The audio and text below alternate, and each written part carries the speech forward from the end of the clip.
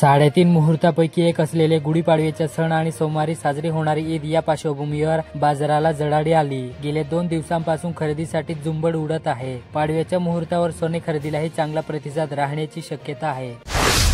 नंदुरबार तालुक्यातील 7.5 मुक्तिपीठ प्रचलित असलेले शनी मंडळ येथे शनी अमावस्येनिमित्त शनी महाराजांच्या दर्शनासाठी लाखो भाविकांची हजेरी लावली। पहाटेपासूनच भाविकांनी दर्शन घेण्यासाठी रांगा लावल्या। बहुसंख्य भाविकांची नवसपूर्ती झाल्याने नवस फेडले। नंदुरबार येथे दुकानावरून मोबाईल चोरी केल्याने वावद येथील एकाविरुद्ध गुन्हा दाखल करण्यात आला। अजीब बागवान हा फळ विक्रेता वावद येथील दुकानावर उभा असताना त्याचा मोबाईल चोरट्यांनी लांबवला। याबाबत तालुका पोलिसात एकाविरुद्ध गुन्हा दाखल झाला। नंदुरबार येथे स्वस्वरूप संप्रदायातर्फे हिंदू नववर्ष दिन साजरा करण्यात येणार। सद्गुरू नरेंद्राचार्य महाराजांच्या प्रतिमेची सवाद्य शोभायात्रा सकाळी 8 वाजता मोठा मारुती मंदिर येथून निघणार।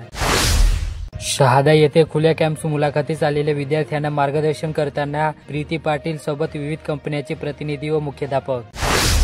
शहादा तालुक्यातील वागदा ते परिवर्धा रस्त्यावर जागेजागी खड्डे पडले असून रस्त्याच्या कडेला काटेरी झुडपाचा विळखा पसरला। यामुळे अपघाताचा धोका वाढला असून संबंधित विभागाने रस्त्याची दुरुस्ती करून काटेरी झुडपे काढण्याची मागणी नागरिकांनी केली। नंदुरबार तालुक्यातील लोणखेडा येथील सरस्वती विद्यालयात गुणवत्ता विद्यार्थ्यांचा गुण गौरव समारंभ झाला। या समारंभात विविध स्पर्धा व परीक्षांमध्ये यश मिळवणाऱ्या विद्यार्थ्यांचा गौरव करण्यात आला। कायदा व सुव्यवस्थेच्या दृष्टीने नेहमीच संवेदनशील राहिलेल्या व समित्र वस्ती असलेल्या 10 ठिकाणी पोलिसांनी 15 सीसीटीव्ही कॅमेरे बसवले। त्याचे निमंत्रण पोलीस कंट्रोल रूम मध्ये राहणार। यामुळे पोलिसांना बंदोबस्तासाठी मदत होणार। 0 ते 3 लाखापर्यंत पीक कर्जावरील व्याज माफीची शासनाचा निर्णय असला तरी जिल्हा बँकेकडून नियमित कर्ज भरणाऱ्या शेतकऱ्यांकडूनही व्याजाची सक्तीने वसुली केली जात असल्याची तक्रार शेतकऱ्यांनी केली। ग्रीन चिल प्लांटसाठी माल पाठवतो असे सांगून व्यापाऱ्याचा विश्वास संपादन करून तिघा परप्रांतीयांना मालेगाव येथील व्यापाऱ्यांची 2 लाखात फसवणूक केली। याबाबत शहादा पोलिसात गुन्हा दाखल करण्यात आला।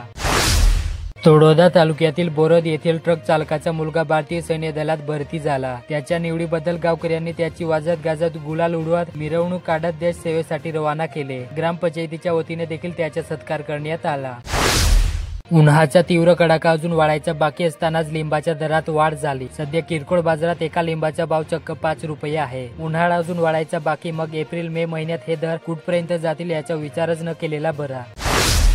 महावितरण समोरील सध्याच्या आर्थिक संकटाच्या पार्श्वभूमीवर आणि थकबाकी वसुलीची गंभीर गरज लक्षात घेता 30 आणि 31 मार्च 2025 या सुट्टीच्या काळातही महावितरणची सर्व वीज बिल भरणा केंद्र कार्यरत ठेवण्याचे निर्देश दिले। याच्या थकीत वीज बिल असलेल्या ग्राहकांनी लाभ घ्यावा असे आवाहन केले। अक्कलकुवा येथे रहदारीस अडथळा आणल्याप्रकरणी एकाविरुद्ध गुन्हा दाखल करण्यात आला। शहादा शहरात दूरदर्शन केंद्राजवळ काही युवक ड्रग्ज सदृश पदार्थाचे सेवन करताना पोलिसांनी पकडले। त्यांच्याजवळ लिक्विड पिशवी, इंजेक्शन, गांजा ही पदार्थ जप्त करण्यात आली। पुढील कारवाई शहादा पोलीस करीत आहे।